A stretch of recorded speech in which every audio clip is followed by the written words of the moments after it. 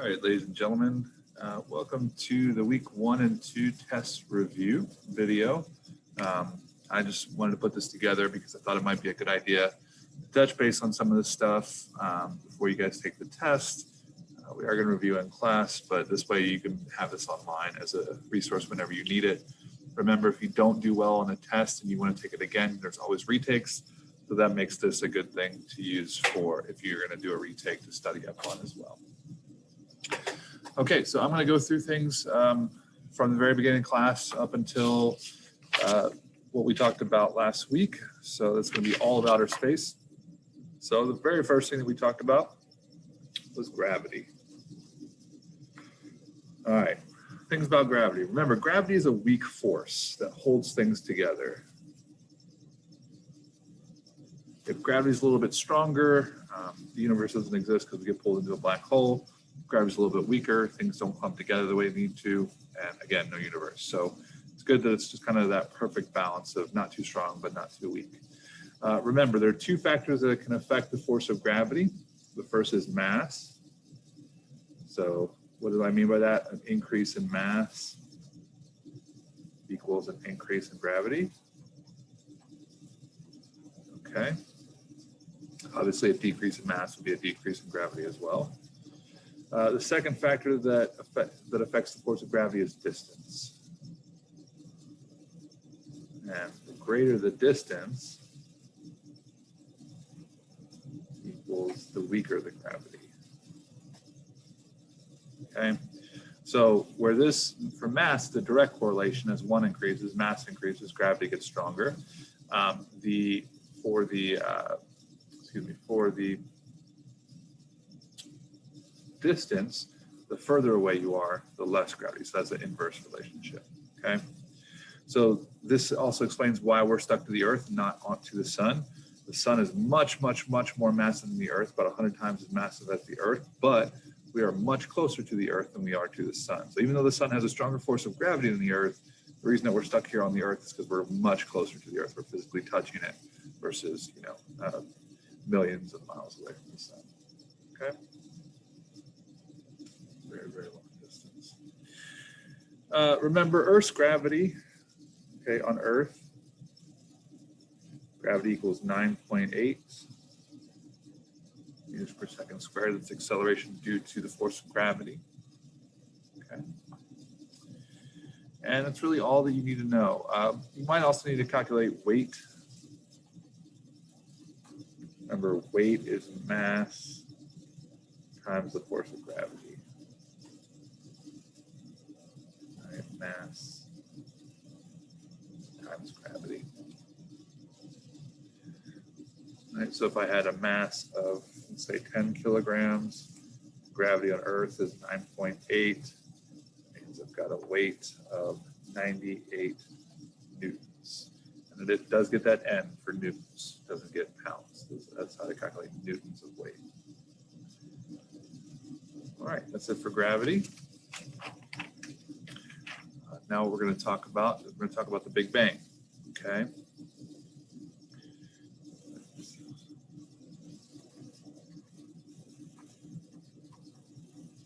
Remember, the Big Bang occurred about 13.8 billion years ago.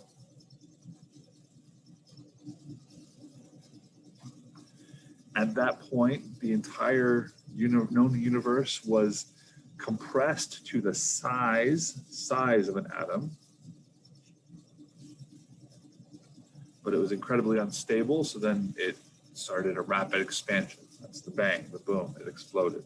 Okay. And what we see is a super, super large, super, super quick expansion from the size of an atom, and then it goes to the size of a grapefruit.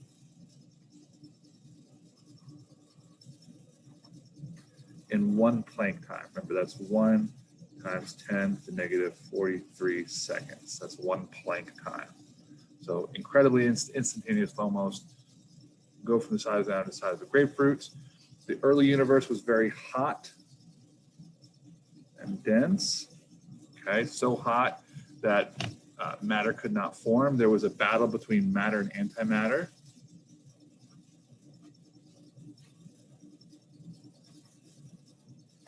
All right, luckily for us, for every, let's say, million, for every billion pieces of antimatter, luckily for us, there was 1,000,000,001.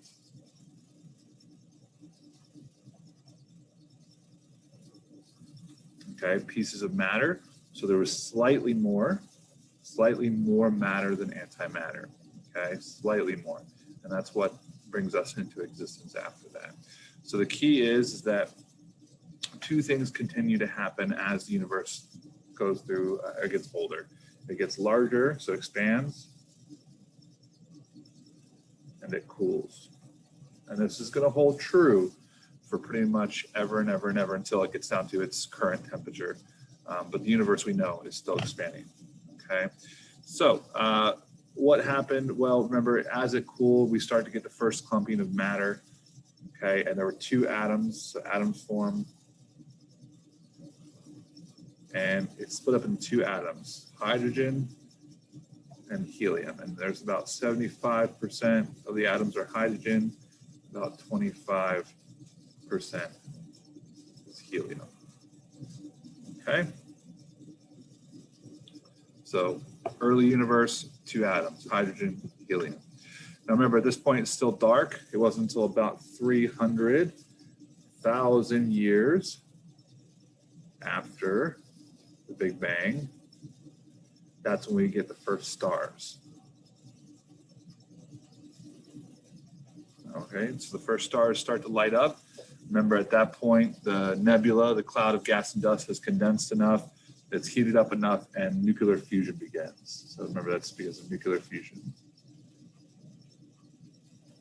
Okay, turn the page. Now we're at about 300,000 years after Big Bang. Starlight starts traveling across the universe. Again, it gets bigger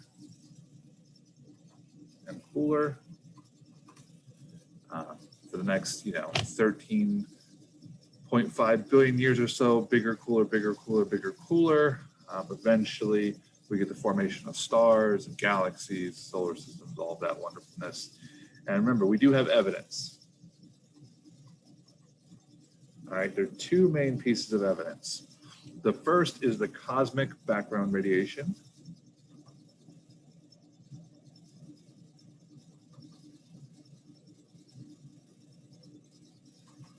All right, remember, that's the leftover energy from the Big Bang that we accidentally stumbled upon deep in outer space, still expanding, still traveling outward at a very predictable rate and speed. So remember, this is how we know how long ago it was, things like that, okay?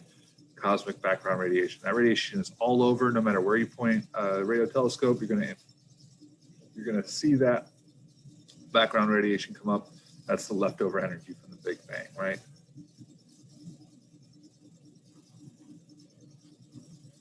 Okay, energy from the Big Bang.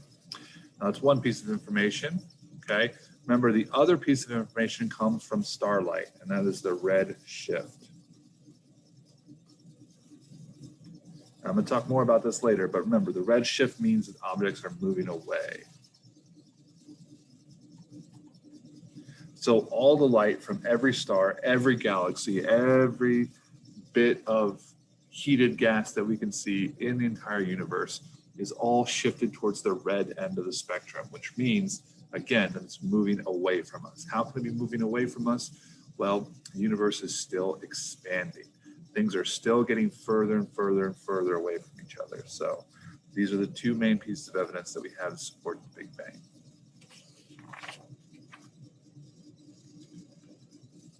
Okay.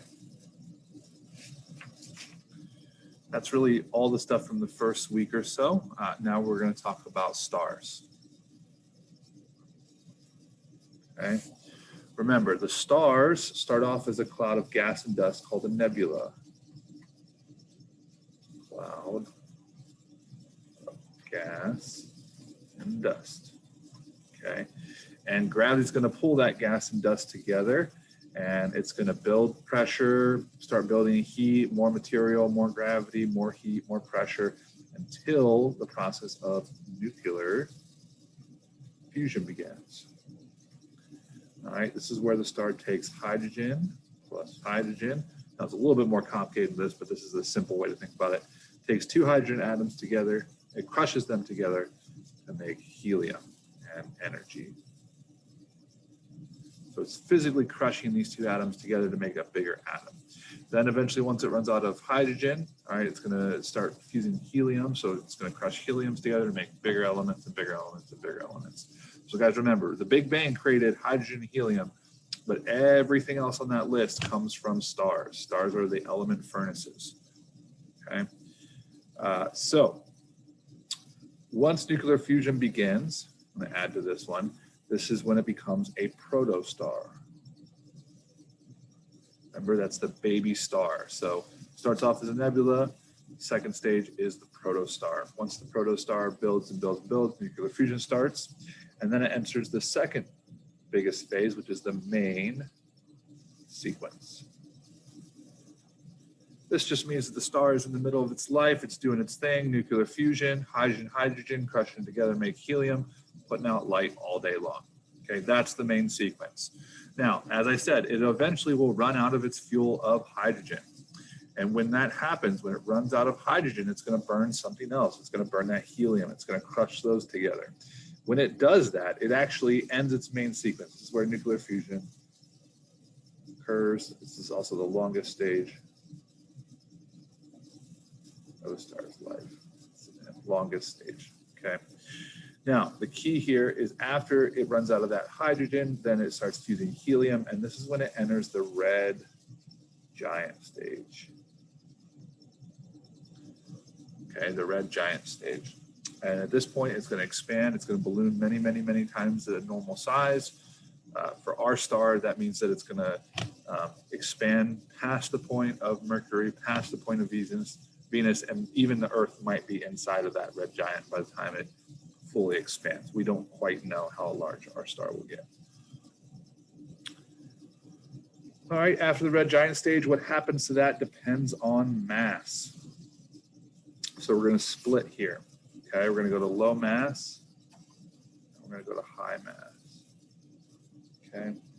Remember, low mass stars will eventually start shedding layers and stuff like that. It's going to turn into a planetary nebula. Okay, and eventually that planetary nebula is going to be brushed away, and all you're left with at the center is a white dwarf.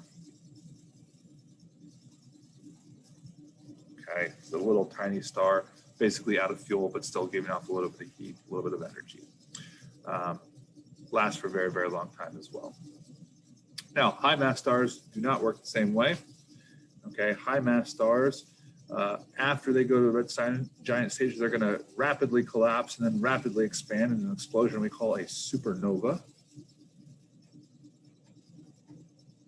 Okay, guys, this supernova event, remember, stars will fuse atoms together and together and together until they get to the largest one that they can fuse, which is iron. And once a star starts trying to fuse iron, it's out of fuel. That's when it goes supernova. Okay, so all the way up to iron. And then once it goes supernova, it explodes. Now, high to medium mass stars, they will eventually become a neutron star. Okay, but the biggest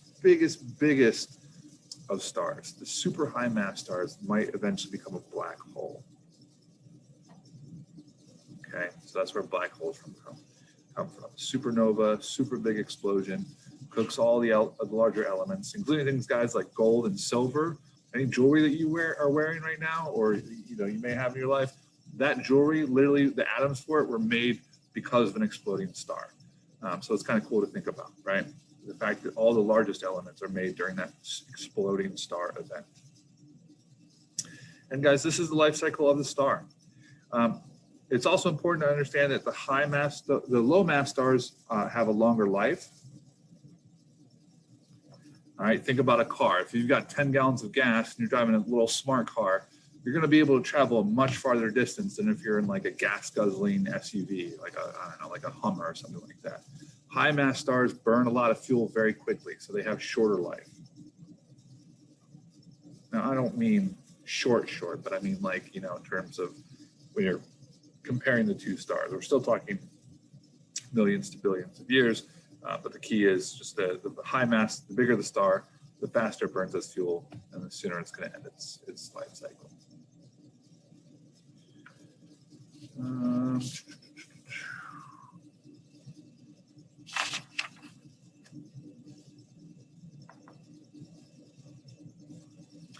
All right, so now that we talked about stars, let's talk a little bit about starlight.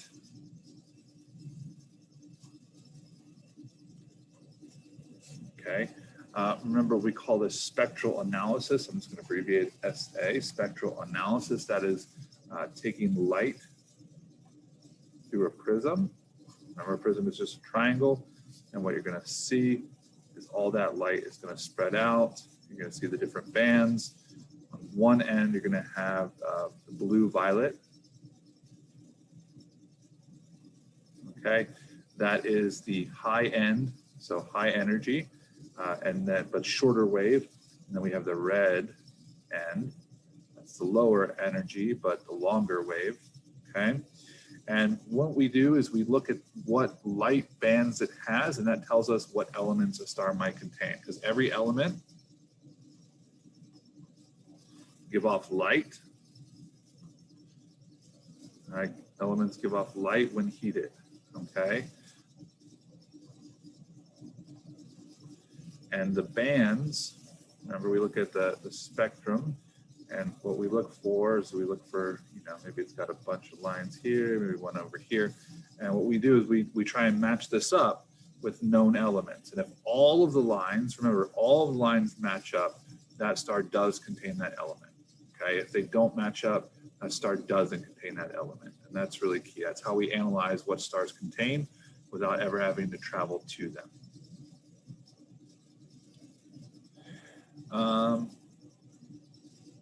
It's also important to understand this is where we can see the shift. So if a star is moving towards us, it's all going to be shifted up towards the blue end. Those waves are going to be compressed. Okay, so if it's moving towards us, it's going to be shifted towards the blue. All right, and if it's away, it's going to be shifted to the red. Red end of the spectrum. So red shift moving away from us, blue shift moving towards us. Again, remember all the light that we see is red shifted. It's all moving away, all moving away. All right, light, remember light travels at about 300,000 kilometers per hour. 300 million. Kilometers per or meters per second. There we go. There's the word I'm looking for. It would be 300,000 kilometers per hour. That's where I was doing conversion. But 300 million meters per second, it's like 299 something, remember, but we're just going to round that up to 3. So light travels incredibly fast. Remember, it takes the light from our sun. It travels for about 8.4 minutes until it reaches Earth. Okay. Now, why is that important? Well, that delay is very important. Light travels at a specific speed. So some of the starlight that we see from really far away stars has traveled for a very, very long time, hundreds, thousands, maybe even millions to billions of years. So what that means is that star, distant star, might already have gone supernova and exploded, not even exist anymore. But because it's so far away, that light is still traveling, and it's still going to hit the Earth. So we may, when you look up into the night sky and you see a lot of those stars, some of those don't even exist anymore. You're really taking a look into the past, because all that light that you see in the night sky has taken a very long time to get here, because things are very, very, very far apart. Then we also did take a look at the solar system. Remember the inner 4 planets, which is Mercury, Venus, Earth, and Mars. All right, those are all rocky. All right, the outer planets, right? We have Jupiter, Saturn, Neptune, and Uranus, excuse me. Those are all gas giants. Okay. Planets are farther apart, so we do need to remember that. We also talked about the 2 types of planetary motion, which I will review very quickly. All right, remember the Earth moves through space in different ways. There's a rotation that occurs every 24 hours. That's on the axis. Okay, one spin around the Earth's axis, so once around, and that is a day. While the Earth is rotating on its axis, it's also revolving. So revolution, that takes about 365 days, 0.25, and that is 1 year. Okay, so the Earth revolves around the sun, one revolution. As you get further away from the sun, there you have a longer year. So Mercury, which is the closest planet, has the shortest year, whereas Pluto's the longer one, but the outer planets like Uranus and Neptune have much, much, much longer years. Okay.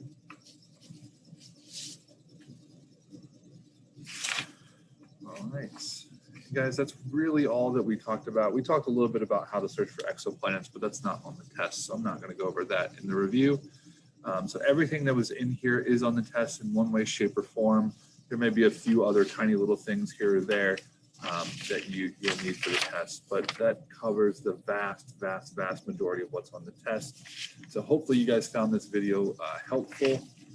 Again, it's just one of those tools that we're going to be using to prepare. We're going to be reviewing in class as well. So this is just hopefully extra review for you. All right, guys, if you have any questions, don't hesitate to reach out, and good luck on your test.